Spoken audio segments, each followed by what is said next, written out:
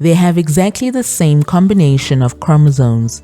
They grew up working on the same science expos, obtained their PhDs in electronic engineering at the University of Pretoria on the same day, joined the CSIR as the employer of choice in the same year. And today, both serve on the CSIR's Women's Forum, where they're working to promote women in science. Meet CSIR senior researchers in radar and electronic warfare, Dr. Monique Potgieter and Dr. Ciara Blaauw, as they take us on a photographic journey of the moments that shaped the women they've become. Well, I remember how it all started when I think we were in kindergarten and we were building those batteries out of lemons. Yeah, we were trying to do that. And we also had, I don't know if you remember it, we had like this science expo, well not expo, science box with all sorts of experiments and things in it. We were building like a volcano and... Oh yeah, I really forgot about that. That's cute. So that's actually where it started. I think actually it started before then. Probably. When we put the Viennas in the VCR to see if they would show up on the TV. And they did not. And this was in Daddy's office trying to measure some signals. This was also in preparation for a science expo. Yeah. He was actually our, Mentor. Mentor. Yes. The first mentor that we had. Do you remember this? Yes, we were. I think this was in preparation for the science expo. We were in primary school. I think we were grade, 4, 5. Do you remember? Yeah, I think probably grade 5. And we were building some solar power tower to generate energy, clean energy. We should have patented that. Maybe we would have made a fortune by now. Oh, this was a nice one. This was with Night Sight. I think this was also primary school. Yes, this was also a science, this was high school. This was a science expo. And we did this to alleviate accidents at night. Yeah, that was a lot of fun. But I must say, I really enjoyed studying engineering. I wouldn't choose another field. Yeah, and I think it was fun being able to do it together as well.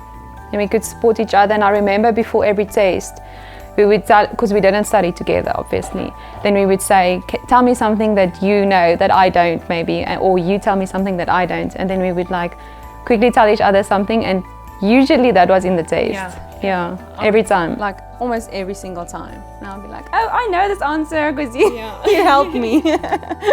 I remember when we started, well, obviously our father is an engineer, but when we started and said we want to study engineering, grandfather said, it's not for ladies. And now he's one of our biggest supporters. Oh yes, now I can't get enough of the engineering talk. Yeah. Yeah, so that will be really awesome if we can, through the Women's Forum, actually encourage a lot more females to partake in STEM, because you can still be technologically inclined and be a girl. Exactly.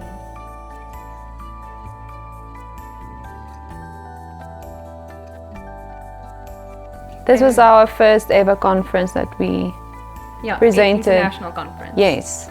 So this was in Spain, and mine was on bistatic radar cross section. So it was about my PhD work, the topic. I remember they actually announced you as, or they said the next speaker will be Dr. Monique.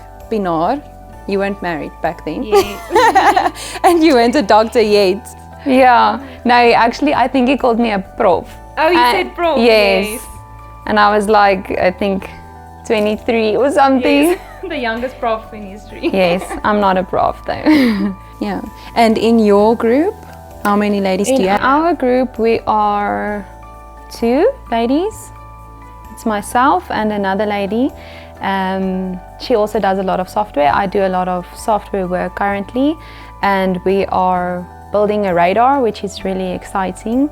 So that's one of the biggest radar projects in South Africa. It actually created a whole new industry, which is really awesome. Yeah, it's really exciting to be a part of that. And then I also manage a software product that we sell to international clients, which is really cool. And I like doing the business part of it as well. And you? Oh, and it's also exciting to have females in the business and the strategy side of things. Yeah, because that's very limited actually. Well, in our environment. Yes. And myself, I am basically in charge of one of the facilities that we have, also in the radar department, the synthetic aperture radar group, and that's basically with the radar on a moving platform. So we are really chasing very, very exciting opportunities, UAVs, building payloads for UAVs, for airborne platforms, and also working towards a spaceborne radar, which will also be the first for South Africa, which is very, very exciting. Yeah. And I have managed to get some females in the group, so we are growing in that domain as well. How many females are you?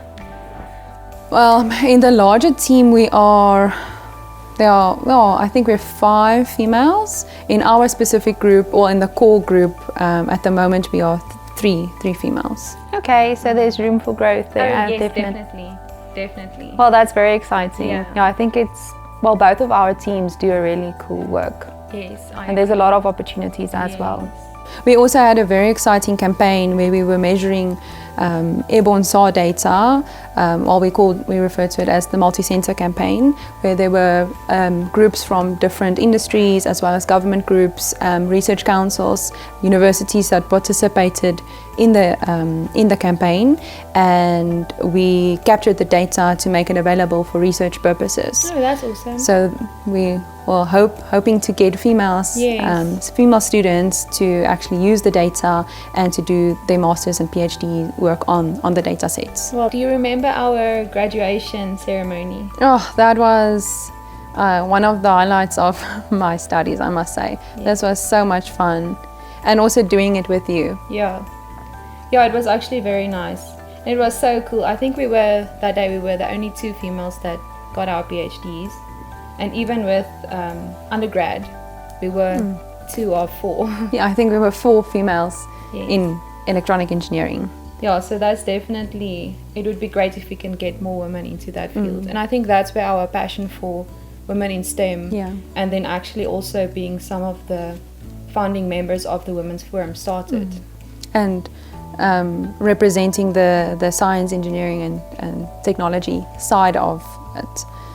So hopefully we will make a difference and an impact to get more girls into the field.